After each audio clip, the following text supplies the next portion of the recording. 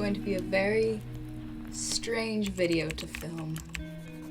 When people ask me what my most memorable or strange memory was of my time living in Japan, number one is the time there was a naked man, butt-naked man, on my train.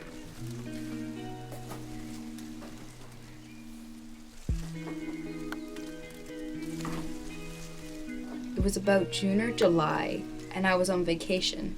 At the time, I was living down in Fukuoka, but I came up to Tokyo to go to a concert and just chill out by myself in Tokyo. And it was a pretty normal morning. I was waiting for the train, but everything crazy starts when I get on the train. It's always a desire for people to get a seat on the train. So as soon as the doors opened, I saw a seat and I just dashed to it. I didn't look at anybody, I'm just like, whoop, that's my seat. I sat down, I looked up, and I saw a butt. I saw a butt. I always like to give people the benefit of the doubt. So my first reaction was not, wow, there's a naked man on my train. It's like, I wonder what happened to him to result in him being naked on the train.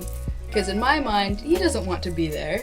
In my mind, something bad happened to him and he's just trying to get home and he doesn't have any clothes and he's really ashamed. But I looked up to see his face, to see his reaction to all of naked. And you could tell he wasn't quite there. I don't know whether he was going off of medications or if he had some type of developmental disability, but you could tell he didn't quite know what was going on himself, where he was, what was happening. But at that point, I just looked down, started panicking. Being a foreigner in Japan, I had already garnered a lot of negative attention. It was definitely, people noticed me a lot more and they weren't as accepting. So with all of that, I was definitely afraid that this man would notice me and try to talk to me or something. Because I was clearly like the odd one out in this train. Everyone else in the train was trying to ignore the situation. Nobody seemed to acknowledge what was going on. With all of that, I was very, very afraid that he was going to try to talk to me. I immediately tried to find an escape plan. I'm just looking down the other side of the train and I saw an open seat. When this man was looking the other direction, I just beelined for the other side of the train car. I thought that would be the end to all my worries, but it was not. At this point, the train had started moving and nobody really knew what to do. We're all just passengers, most people trying to get to work, me trying to get to an airport, and everyone's just kind of ignoring the situation. We got to our next stop. Nobody got in the train car, but this man slowly wandered out. And I'm like, oh yes, thank you, he's gone, it's the other people's problem. But he walked out of the train car, walked down the platform, and got in the doors right where I was sitting. And my panic just started up again, like, oh no, what am I gonna do? But he wandered back out, and hallelujah again, he's gone. But at that point, when he was on the platform, I heard this most terrified, aghast scream. It was definitely from some old lady. She was just like so surprised at seeing a naked man on the platform. And at the scream, the man ran back into the train. But thankfully,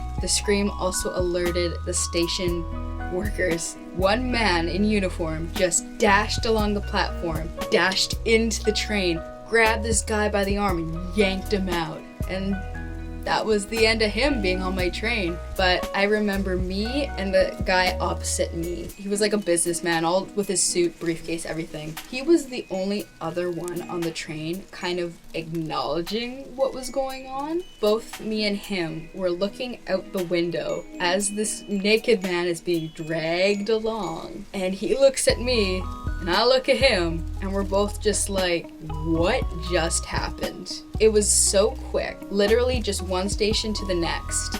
And I am so confused. I still don't know what happened. Like, why was he there? Where were his clothes? Why was he only wearing like slipper shoes? What happened? How did he get on the train? Where's his pass card?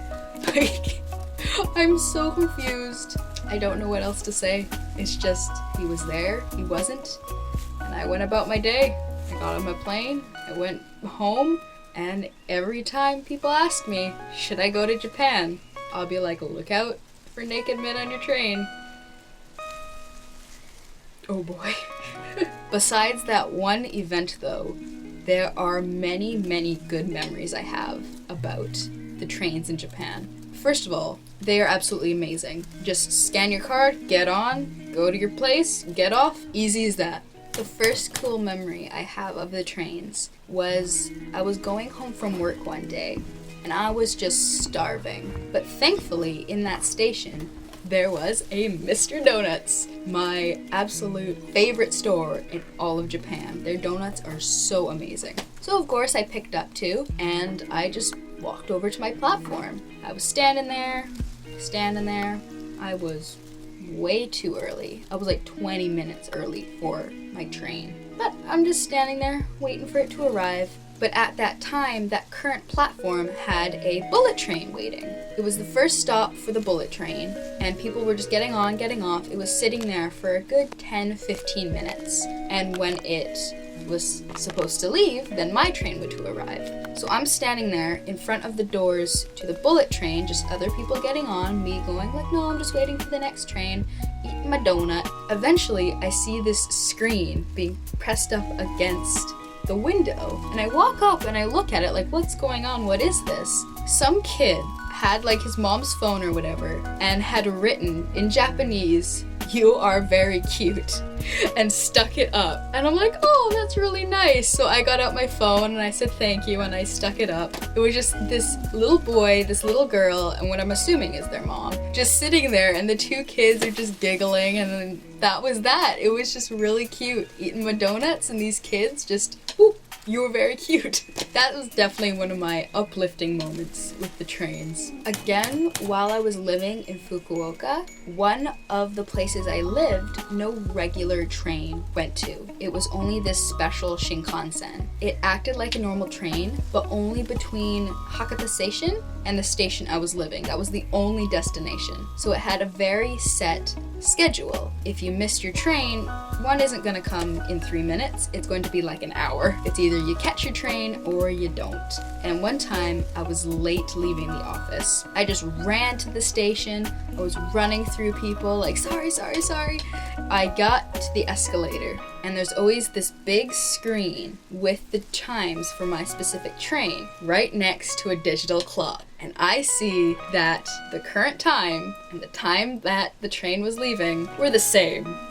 So I booked it up the escalator, and I see the train and the doors are still open, and I just ran. I thought the doors would probably close and I just like spring off and bounce away. But I got in, and as soon as I turned around, the doors closed. I got in at the literal last second. I got home and I was so thankful I did not want to wait at that station for another hour. But that was very entertaining because I had seen a lot of other people try that maneuver and it not quite work out. So I was kind of proud of myself. I got on my train, but that was pretty cool.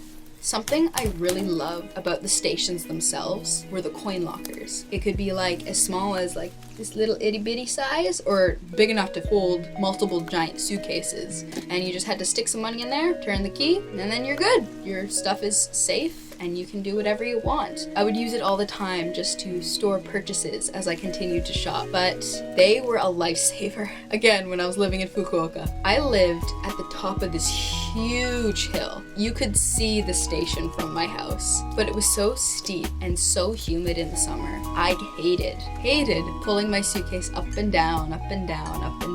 And I had to do that because I would go for a 2-day homestay somewhere, come back for 1 day, go back out again for 2 days, and I had to bring my suitcase with me. But then I realized I don't have to bring it back and forth. I can just leave my suitcase in the coin locker. It already has all the stuff I need for a 2-day trip. Just go home, I have all my stuff there, just use that stuff, come back down the next day, suitcase is still there. It's all safe, I didn't have to carry it anywhere. So many times I would do that, just abandon my suitcase in the coin locker, and it was glorious. I no longer had to haul that thing up that huge hill. Another story I'm just remembering is I lost my train pass once. For most people that wouldn't be so bad. You would just lose whatever money you already loaded on. But my card would always have a prepaid like month between my office station and my home station. Every time I moved, my boss would take my card and load it up with company money for me to go between those two stations. It always costs like $300 or $400 a month, and if I lose it, I would have to replace that. I would have to pay that much for that special pass to go back and forth. So I was just panicking when I realized my pass was gone. I don't know how it could have fallen out of my bag. It was the pass only, not my pass case. Like I have no clue, but it was gone. So me and the friend I was with backtracked like to every store we had just gone to, asking like, have you seen this pass case? At the time I had like an Arial sticker on it. So we were asking, have you seen the pass card with Arial on it? Have you seen it, please? And eventually, after like